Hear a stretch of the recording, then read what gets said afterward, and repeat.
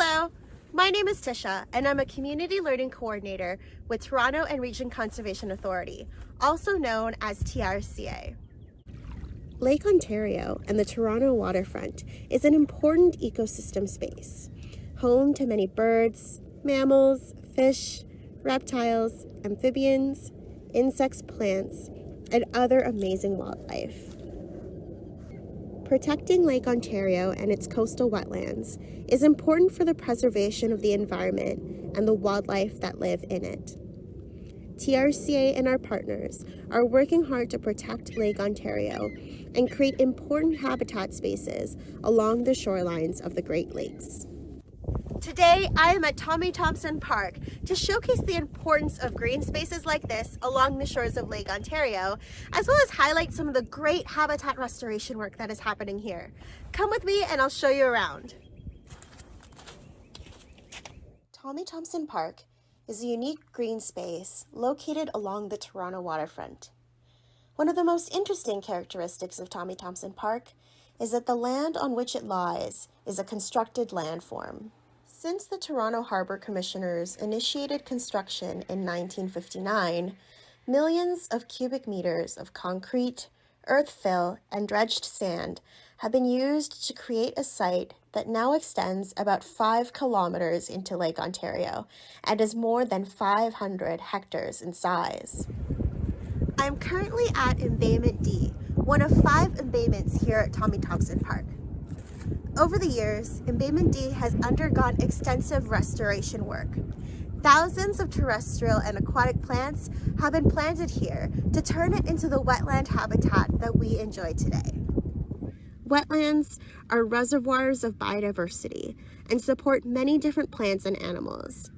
They also benefit people by providing a number of ecosystem services, like water purification, stormwater management, carbon storage, and more.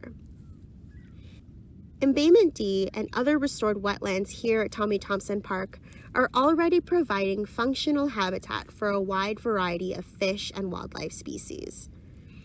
One unique bird species we often find here at the park are common terns.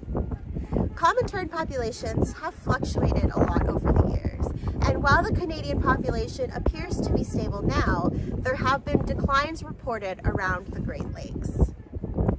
Floating platforms called tern rafts have been installed here at Embayment D to create safe nesting habitat. Also here at Embayment D is an odd-looking structure. Let's take a closer look. This is a custom-made fish and water level control structure. This structure enables water flow between Embayment D and Lake Ontario, allowing fish from the lake to access this important habitat. At the same time, this structure excludes large invasive common carp from entering the wetland and uprooting the vegetation as they search for insect larvae to eat. This allows us to protect the quality of the wetland habitat while still allowing fish passage. However, resident beavers were continually damming the structure with large volumes of sediment and vegetation, which significantly impacted fish passage into the wetland. Our restoration team has designed and installed this custom beaver baffle to mitigate this damming activity and improve fish access into the wetland. We're still assessing how the design is doing, but if successful, this beaver baffle will maintain the connection between Lake Ontario and Embayment D, creating spawning opportunities for warm water fish species.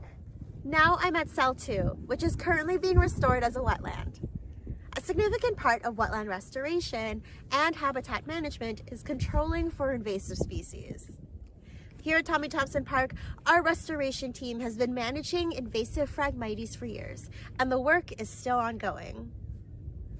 Invasive plants like Phragmites originate from other parts of the world and are really good at outcompeting our native plant species. They produce a ton of seeds and tend to thrive in disturbed areas. Also, invasive species often have few natural predators in their new environments. Since management began in 2018, The presence of Phragmites in the Cell 1 and Cell 2 wetlands of Tommy Thompson Park has been reduced by over 90%. Native aquatic vegetation is also starting to return, which is a promising sign for the long-term health of the wetland. Brighter days are ahead as work continues to bring awareness to the issue and educate communities on how this important work can be supported. From its origins as rubble and sand, Tommy Thompson Park has developed into a complex mosaic of habitat, which support a diverse community of flora and fauna. As a result, Tommy Thompson Park has become a very important and unique green space here along the shores of Lake Ontario. I hope you all learned something today about how we're protecting Lake Ontario by creating habitat here at Tommy Thompson Park. Give us a thumbs up and let us know what you thought of the video. Thanks for watching.